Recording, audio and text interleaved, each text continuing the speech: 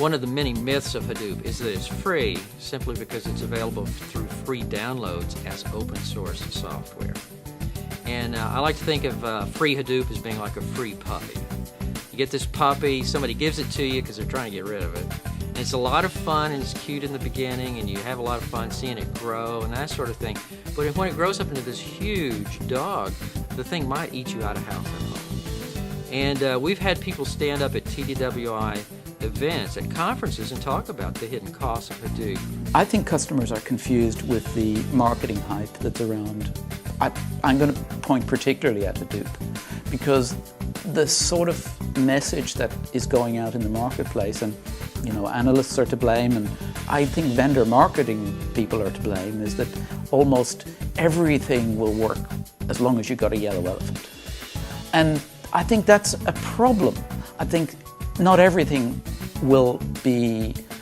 can be handled in Hadoop. Not everything fits. Furthermore, there's this new job title called the data scientist. Well, Hadoop needs a data scientist because the environment is so poor with tools. They have to hand code almost everything, and hand coding is inherently expensive because it's high payroll. With Hadoop, not only do you have a lot of hours, a lot of man hours poured into hand coding, it's with people who are inherently expensive. The data scientist, is holding down a six-figure income.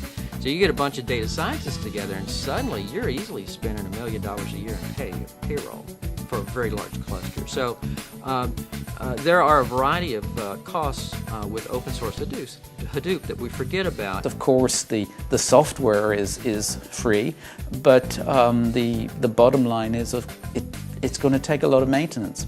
And it's the same with the old data warehouse, data mart, multiple data marts type of argument. The more sets of data you have out there, the less control you have over it, the more it's going to cost you in making sure that it fits, that it's clean, it hasn't, the copies work together, etc., etc. So data management costs are going to be high.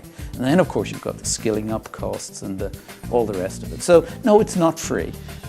In some instances and some particular roles, it makes sense from a financial point of view. But mostly, it's a trade-off. Customers have options. They can go with open source Hadoop. They can go directly to one of the commercial distributors like Hortonworks, which works with Teradata. Or you can go to a product like Aster. I think, again, one thing that has been attractive to the customers that I've talked to is the ability to use SQL to call certain Hadoop functions, and so it's a skill set that exists and is more readily available. It's not the only tool, but I think it's a tool that has an audience. Certainly, it's the SQL interface to Hadoop functions is something that has a place in the market. So that's where it gets interesting, because it's not just about going and putting data somewhere, right? I can go buy Hadoop, stick a bunch of data there, it's cheap. That's obviously not getting us what we just described. There's two key layers on top of that. One is analytics that get applied to that data. So we need to be able to apply logic, apply science, analyze decisions, do experiments in that environment. So there's an analytic layer. There's a set of analytic capabilities, both people and tools, and I'd love to talk more about the balance between those two.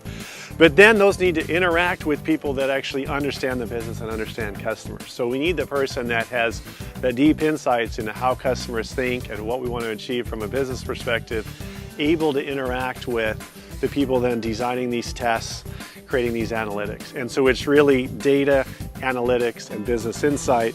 We need those two on the top to seamlessly interact with the data layer on the bottom to have the complete business value capability.